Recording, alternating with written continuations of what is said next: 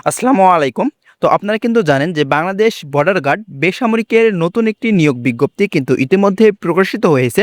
তো আপনারা অনেকে জানতে চাচ্ছিলেন যে বাংলাদেশ বর্ডার গার্ডের বেসামরিক পদের মাঠ কবে অনুষ্ঠিত হবে এবং কোথায় অনুষ্ঠিত হবে এবং মাঠে কি কি কাগজপত্র নিয়ে যেতে হবে এবং এখানে আপনাদের কয়দিনে মাঠ অনুষ্ঠিত হবে এবং প্রথম দিন, দ্বিতীয় দিন, তৃতীয় দিন এবং চতুর্থ দিনের মাঠে কি কি অনুষ্ঠিত হবে, এই বিষয়গুলো নিয়ে আজকের এই ভিডিওতে আলোচনা করব। এর জন্য সম্পূর্ণ ভিডিওটি দেখবেন। তো আপনারা যারা এখানে আবেদন করেছেন বা আবেদন করবেন তাদের সবাইকেই কিন্তু এই ভিডিওটি দেখতে হবে, কারণ এই ভিডিওটি অত্যন্ত গুরুত্বপূর্ণ হতে চলেছে। তো চলুন আপনাদেরকে দেখিয়ে দেই আগে। তো আপনারা যারা বিজিবির বেসামরিক পদের মাঠে ভালো একটি রেজাল্ট করতে চান তারা আমাদের কাছ থেকে চাইলে চূড়ান্ত আপডেট সাজেশনের পিডিএফ ফাইলটি সংগ্রহ করে এখন থেকে পড়াশোনা শুরু করতে পারেন।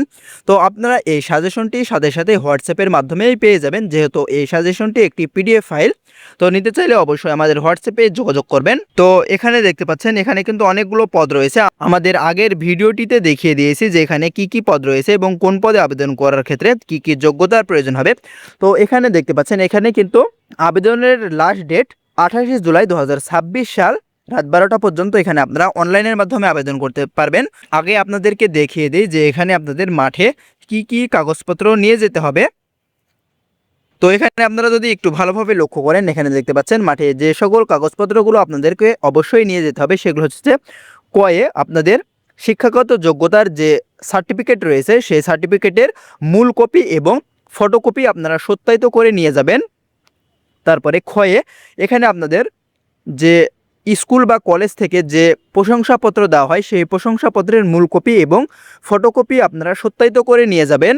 এবং গয়ে এখানে বলা হয়েছে আপনাদের অভিভাবক সূচক, যে আপনাদের অভিভাবক যে চাকরি করতে দিতে চায় তার একটি যে সম্মতিপত্র রয়েছে সেই সম্মতিপত্র নিয়ে যাবেন। এই সম্মতিপত্র আপনারা আপনাদের ইউনিয়ন পরিষদ বা পৌরসভা বা ওয়ার্ডে আপনাদের ওয়ার্ড কাউন্সিলর থেকে পেয়ে যাবেন। তারপরে ঘয়ে আপনাদের যে সংশ্লিষ্ট পদে যদি কাজ করার কোনো অভিজ্ঞতা থেকে থাকে এবং অভিজ্ঞতার যদি কোনো সনদপত্র থেকে থাকে তাহলে সেই সনদপত্রের আপনারা মূল কপি এবং ফটোকপি নিয়ে যাবেন সত্যায়িত করে। তারপর ইওতে আপনাদের ইউনিয়ন পরিষদ থেকে বা পৌরসভা থেকে বা ওয়ার্ড কাউন্সিলর থেকে আপনাদের যে নাগরিক সনদপত্র রয়েছে সেই নাগরিক সনদপত্র নিয়ে যাবেন মূল কপি এবং ফটোকপি করে সত্যায়িত কপি নিয়ে যাবেন। তারপরে চয়ে আপনাদের একম শ্রেণীর গ্যাজেট অফিসার কর্তৃক আপনাদের চারিত্রিক সনদপত্র, এই চারিত্রিক সনদপত্র আপনারা ইউনিয়ন পরিষদ বা পৌরসভা বা ওয়ার্ড কাউন্সিলর থেকে পেয়ে যাবেন। এই চারিত্রিক সনদপত্র আপনারা সঙ্গে নিয়ে যাবেন 2 কপি। এবং 6 এখানে আপনাদের মোট 11 কপি পাসপোর্ট সাইজের ছবি নিয়ে যাবেন এবং আপনাদের ছবির ব্যাকগ্রাউন্ড অবশ্যই এখানে দেখতে পাচ্ছেন নীল ব্যাকগ্রাউন্ড হতে হবে এবং 1 কপি অবশ্যই সত্যায়িত করে নিয়ে যাবেন এবং 10 কপি সত্যায়িত ছাড়া। তারপরে বীরগার জয়ে আপনারা যারা অবিবাহিত রয়েছেন আপনাদের অবিবাহিত থাকলে অবিবাহিত সনদপত্র সেটি নিয়ে যাবেন, এটি আপনারা ইউনিয়ন পরিষদ বা পৌরসভা থেকে পেয়ে যাবেন। এবং যারা বিবাহিত রয়েছেন তাদের ক্ষেত্রে আপনারা আপনাদের যে কাবিননামা সেই কাবিননামা এবং কাবিননামার ফটোকপি সত্যায়িত করে নিয়ে যাবেন। জয়ে আপনাদের যে জাতীয় পরিচয়পত্র অর্থাৎ এনআইডি কার্ড রয়েছে সেই এনআইডি কার্ডের মূল কপি নিয়ে যাবেন এবং ফটোকপি 2 কপি নিয়ে যাবেন সত্যায়িত করে। তো এই কাগজপত্রগুলোই মূলত আপনাদেরকে মাঠে নিয়ে যেতে হবে। এবং আপনারা আপনাদের মাঠ কবে অনুষ্ঠিত হবে, আপনাদের যেই দিন মাঠ অনুষ্ঠিত হবে তার 3 থেকে 4 দিন আগে কিন্তু আপনাদের মোবাইল ফোনে SMS এর মাধ্যমে জানিয়ে দেওয়া হবে। আপনারা যে মোবাইল নাম্বার দিয়ে আপনাদের আবেদন করেছিলেন সেই মোবাইল নাম্বারে আপনাদের SMS দেওয়া হবে এবং SMS পাওয়ার পরে আপনারা আপনাদের ইউজার আইডি এবং পাসওয়ার্ড দিয়ে এখানে যে লিঙ্ক দেওয়া আছে দেখতে পাচ্ছেন joinborderguard.bgb.gov.bd এই ওয়েবসাইটে ঢুকে আপনারা আপনাদের অ্যাডমিট কার্ডটি ডাউনলোড দেবেন। এই মাঠটি কিন্তু খুব দ্রুতই অনুষ্ঠিত হয়, আশা করা যাচ্ছে সেপ্টেম্বরে বা অক্টোবরের মধ্যে আপনাদের মাঠ কার্যক্রমটি শুরু হয়ে যেতে পারে। তো আপনাদের মাঠ কবে অনুষ্ঠিত হবে সেটি কিন্তু আপনাদের অ্যাডমিট কার্ডে লিখে দেওয়া থাকবে। তো আশা করা যায় সেপ্টেম্বরে বা অক্টোবরে আপনাদের মাঠ অনুষ্ঠিত হবে। তো আপনারা অবশ্যই আপনাদের অ্যাডমিট কার্ডটি সঙ্গে করে নিয়ে যাবেন। অ্যাডমিট কার্ড ব্যতীত কিন্তু আপনারা মাঠে প্রবেশ করতে পারবেন না। তারপরে বলি যে আপনাদের মাঠ কোথায় অনুষ্ঠিত হবে। তো আপনারা বাংলাদেশের যে জেলা থেকে আবেদন করে থাকেন না কেন আপনাদের সমস্ত জেলার মাঠ বিজিবির যে সদর দপ্তর রয়েছে অর্থাৎ বিজিবি পিলখানা ঢাকায় আপনাদের মাঠ অনুষ্ঠিত হবে। বিজিবি পিলখানা ঢাকায় এখানে কিন্তু আপনাদের মাঠ অনুষ্ঠিত হয়ে থাকে। পিলখানা কিন্তু আপনাদের ঢাকা যে নিউ মার্কেট রয়েছে সেই নিউ মার্কেটের পাশেই কিন্তু বিজিবি সদর দপ্তর অর্থাৎ বিজিবি পিলখানা সেটি কিন্তু অবস্থিত। তো আপনাদের মাঠ মূলত সেখানেই হবে। আপনাদের এই মাঠ কিন্তু মূলত 4 দিনে অনুষ্ঠিত হবে। তো 4 দিনে কি কি অনুষ্ঠিত হবে সেটি বলার আগে আপনাদেরকে বলি যে আপনারা যারা এখনও আমাদের এই চ্যানেলটি সাবস্ক্রাইব করেননি, আমাদের চ্যানেলে কিন্তু প্রতিদিন নিত্য নতুন চাকরির সার্কুলার এবং বিভিন্ন চাকরির গুরুত্বপূর্ণ তথ্যের আপডেট দেওয়া হয়ে থাকে। তাই যারা এখন আমাদের এই চ্যানেলটি সাবস্ক্রাইব করেনি অবশ্যই সাবস্ক্রাইব করে পাশে থাকা বেল বাটনটি বাজিয়ে দিবেন। তো প্রথম দিন কিন্তু আপনাদের মূলত প্রাথমিক মেডিকেল হয়। প্রাথমিক মেডিকেল হওয়ার পরে সেই প্রথম দিনের মাঠ কার্যক্রম সেখানে শেষ।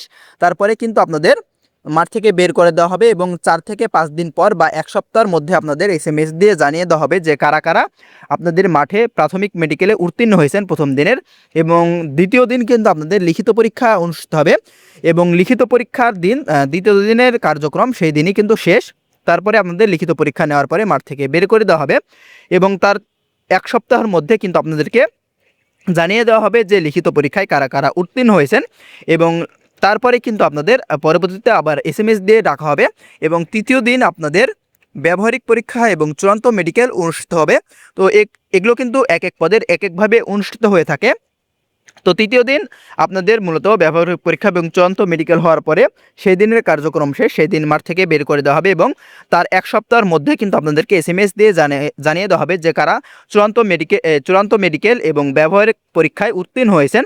তো যারা সেখান থেকে চূড়ান্ত মেডিকেল এবং ব্যবহারিক পরীক্ষায় উত্তীর্ণ হবেন তাদেরকে কিন্তু পরবর্তীতে আবার ডাকা হবে অর্থাৎ চতুর্থ দিন। তারপরে কিন্তু সেই দিন আপনাদের ভাইভা বা মৌখিক পরীক্ষা নেওয়া হবে এবং সেই দিন কিন্তু সেই দিন আপনাদেরকে জানিয়ে দেওয়া হবে যে কারা চূড়ান্তভাবে মনোনীত হয়েছেন বা আপনাদের পরবর্তী 1 সপ্তাহ বা 1 মাসের মধ্যে কিন্তু জানিয়ে দেওয়া হবে যে আপনাদের কার সেখান থেকে চাকরি হয়েছে। তো আপনাদের মূলত সব কার্যক্রম শেষ হয়ে যাওয়ার পরে আপনাদেরকে 1 মাস বা তার আগেই কিন্তু জানিয়ে দেওয়া হবে যে কার চাকরি হয়েছে। তো এভাবেই মূলত মাঠ কার্যক্রমগুলো অনুষ্ঠিত হয়। তো আপনাদের যদি আরও কোনো কিছু জানা থাকে অবশ্যই আপনারা আমাদের ভিডিওর কমেন্ট বক্সে কমেন্ট করে যাবেন, আমরা আপনাদের কমেন্টের রিপ্লাই দিয়ে থাকি, আপনারা জানেন। তো এই পর্যন্তই, ধন্যবাদ সবাইকে।